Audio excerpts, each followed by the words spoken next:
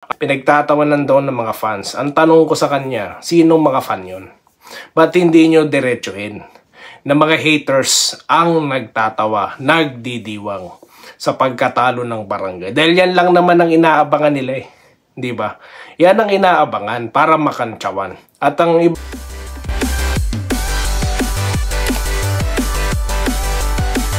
ayan, so welcome back po dito sa Denrica at Doy TV Sports, no? At ang ating pong pag-uusapan ay ito po, no? Nagdidiwang at pinagtatawanan ng mga haters ang pagkatalo po ng Barangay Ginebra, okay?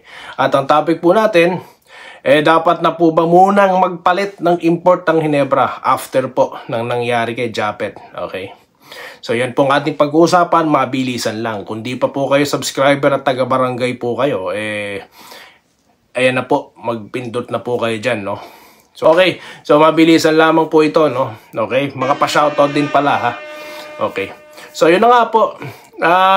Pinagtatawanan daw po, no? Ng, ang Barangay Ginebra sa pagkatalo. Pinagtatawanan daw ng mga fans. Ang tanong ko sa kanya, sinong mga fan yun? Ba't hindi nyo diretsuhin na mga haters ang nagtatawa, nagdidiwang sa pagkatalo ng barangay? Dahil yan lang naman ang inaabangan nila eh. Di ba? Yan ang inaabangan para makantsawan. At ang iba pa po, nakakatawa rito yung iba, karma daw yung mga pag-i-injured ng mga player. Yan po yung mga komento ng hindi na po nag-iisip. No? Ano pong kasalanan ng player kung siya i-hire? Di po ba? So, dun po ako naman tatawa sa mga ganyang klase ng mga pandaw kuno, ha? So, diretsuhin nyo. Hindi yan fan, mga haters yan. Okay? Unang-una, tinapik nyo. Mape-perfect daw, ha? May mga warning daw, ha? Ang mga analyst na sinasabi na masusweep daw ng barangay. Tignan mo ngayon, di ba? Di ba kinontra ko yan? Sabi ko, bilog ang bola. Pwede nga tayong matest this coming game with Eastern. O yan na nga, di ba nangyari? So, dyan nyo po mababalanse ang mga vlogger talaga na marunong humanap, no? Or magpaliwanag ng sitwasyon, di ba? Hindi yung sinabi lang ng kung sino-sino, hinugot kung saan puwet nang galing, tapos ngayon isasabihin sa inyo. Okay? So, sa akin, kinontra ko yan. There's no such thing as that. Okay? At ano pong nakakatawa sa pagkatalo ng Ginebra? Sa akin po, no? Competition naman yan eh. Pero they give their everything, no? Including na ma-injury na sila. They don't care. They want to fight, no? Kasi nga po kahihiyan nga naman na matalo sila. Di po ba? At isa pa, guest team po ang kalaban nila. So ginawa po nila yung lahat. Si Holt, di po ba? Pero buti na lang, okay siya. Si Japet po talaga yung... Wala pa po tayong update kasi nung in-interview si Coach Tim Con, wala pa rin siyang update. So wala pa rin tayong update. Okay? So muli, ulitin ko, no? Hindi fans yun. Kung fans yun, sabihin mo, sinong fans yun? Kaninong mga fans yun? Kasi kung ang Ginebra matalo sa Terra Firma, matalo sila sa walang panalo, mahina ng kupunan, ako mismo ang tatawa, no?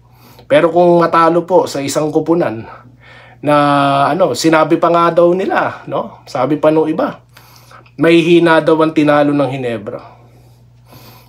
Tinalo nga po ng ng Meralco at San Miguel ng Phoenix, pero pinahirapan sila, di ba? Single digit lang, di ba? Yung pinanalo nila. Tinambakan nga ng Ginebra. Yung NLEX, di ba, tinalo San Miguel. Paano nyo masasabi, dedepensan sa akin, na mahina yung mga yun? Baka mahihina ang isip nyo. Diyan ako natatawa. Pinapatulan nyo yung mga walang kakwenta-kwentang no? Hindi nyo naman kayang tindigan yan. Di ba? Pasok kayo rito sa akin. Di ba? Binabasa ko yung mga comment kahit negatibo rito. Ha? Okay? So yun lamang po guys, no? Again, I congratulate Eastern. Di ba? Sport tayo rito eh. Doy TV Sport nga eh. Okay, dito naman tayo, pangalawang topic natin. Nandiyan pa ba kayo? Dapat na po ba tayo magpalit ng import? No. Well, game lang naman yan. At ang ganda po ng laro eh. Biruin mo. Kahit na nagmintis tayo, ilan ng kanina? 1 of 23? Biruin mong hirap yan. Pero, isa lang or dalawa, tatlo lang ang lamang. Biruin mo yan. Ha? Lumaban tayo. Kahit mababa. Ha? So, there's no such thing. Kaya tinapik natin ito para kontrahin na, no? Yung ibang mga suggestion na yan. Kasi may mga suggestion din po yung ating mga kabarangay. Isang laro pa lang naman po eh. Sa pangalawa, I mean, yun nga, kapag sa pangalawa, natalo ulit at well, kailangan na natin mag-consider. Kasi nga po, nakita nyo naman, nilulusob po ang ilalim natin. Which is, sinabi ko na po no, sa prediction natin na yan po talaga gagawin ng Eastern. Very predictable naman po eh. Kahit sino naman masasabi yun dahil nga umatake sila, tumitira sa labas at systematic po talaga. No? Wala pong star player sa kanila. Nagkataon lang kung sinong uminit katulad nga ni Blankley, di po ba? Yun pero hindi siya inaasahan. Okay? Eh si Brownlee, kahit na hindi po ganun ka-explosive, 18 points not bad. At di ba? Sa akin, ang stand ko diyan, wag muna, no? Kaya nga natin hinire or kaya nga hinire po ni Boss Al at ng SMC si Troy Rosario para nga po diyan. At babalik naman na sila Malonzo next year, no? Di ba? First week ata ng January, di po ba? Or second week. So, malapit na po yan. So, wala pa po po sa alarming stage yan. Okay? So, valid din po yan. Valid din man na maisip nyo kasi kailangan din natin makapagsabayan sa ilalim eh. Di po ba? Kasi nga, tawag dito, si Troy na lang kung yung timetable ulit, no? But we hope, no? We will see kung ano pong situation ni Japet. Baka naman po makuha sa yellow yan. Sana, no? So, yun lamang po guys ang ating topic. At tayo po, mag-shoutout na po tayo, no? Mag-shoutout na po tayo. Dito po, babasahin na po natin yung mga comment, ha. Ito po. Simulan natin sa pinakauna. Para di po unfair sa mga unang nag-comment. Si Ma'am Maharot, ayan. Okay lang yan. Marami pang laban ng Jinxings. O, di ba? Isang laban lang yan. Tsaka pinredict po natin na posible tayong matalo. Hindi po tayo katulad ng iba, no? Kapag panalo Hinebra, lugi, ha? Pagka panalo Hinebra, unfair. Pero pag talo, ayan, pagtatawanan nila. Okay? Ramil Gonzaga, good eve, boss, sayang. Hindi po maganda ang si Japet lang pumutok, walang katulong. Eh, nangyayari po talaga yan. Ito po, sino pa ba? Lupit ni Blankley, ganda na shooting, pag ganun, di tayo. Yun, ang nangyari nga dun talaga, mainit siya eh, heat check. Nangyayari po talaga yun. That's basketball, di po ba? Ito po, si Ramil Gonzaga, si JB, na-depensahan ng maayos, hirap, Hinebra depends. Alam nyo dapat po, hindi na natin kahinaan kung madepensahan si Brownlee. Kasi po kung systematic play pong gagawin natin, wala pong aasahan dyan. Lahat po, straight eh, hindi po ba? So, hindi dapat natin pinoproblema kung nadepensahan ng maigi si Brownlee. No?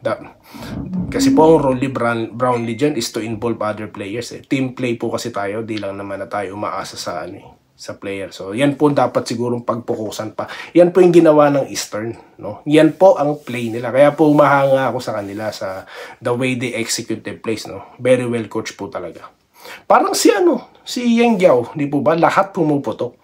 Kaya yun po yung natin. Doon nagagaling yung admiration natin sa mga ganyang klase ng coach. Opo, Ramil Gonzaga. Sayang yung block ng Hinebra. Si RJ panira, napasa pa Japet kaya turnover. Nauwi tuloy 3-point Eastern. Nangyari na po no? Huwag na po tayo magsisiyan. Learning experience po yan para po sa rookie. Okay? Ito. Segundo Aurelio. Walang nagawa si Idol Brownlee dapat. Ito po. Isa po kayo sa nag-comment niyan. Siguro para pagpahingahin tapos ibalik na lang sa playoffs, pwede po ba yun? So tsaka na po tayo mag-conclude dyan, tsaka na ulit natin pag-usapan yan guys, darating po tayo dyan. Ito po, Danilo Empeno, kala ko sabi mo kahit di-miss ko si JB, di na yan kami, Holt, Rosario, anyari wala. Pwede po kasi talagang matalo ang Hinebra. Pwede namang matalo, hindi naman po kaya kinakantsawan ko na lang yung mga nagbablog dyan na sinasabi masusweep daw nila yung kasi nga, bilog nga yung bola. Nangyayari po talaga yan. Diba?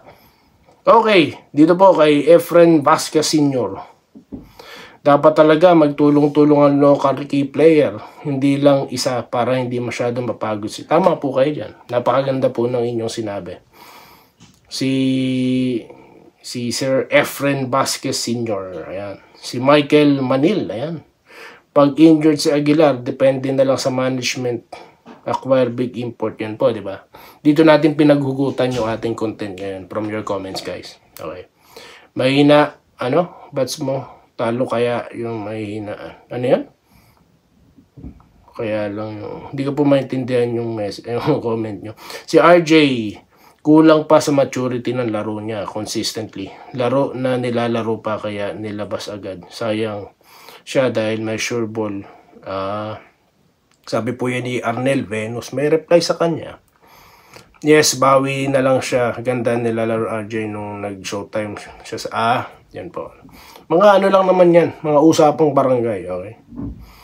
Ito po, si Malyari Mascareñas, no? Hinebra bounce back, no? It's a game 1. Wala. Sana masisi mga players. Yun na nga po, no? Talo magagawa natin. Ginoong Dolor Eduardo. Binalas lang shooting. Tapos ganda ng depensa kay JB. Kaya natalo. Tama po yan. Ito po. Ito sabi ni Gaspar Palermo. Congrats at naka 11-0 ang barangay. Sino po ba may sabing makaka 11-0? No? Bakit dito ka nagko-comment niyan? Mukhang naliligaw ka.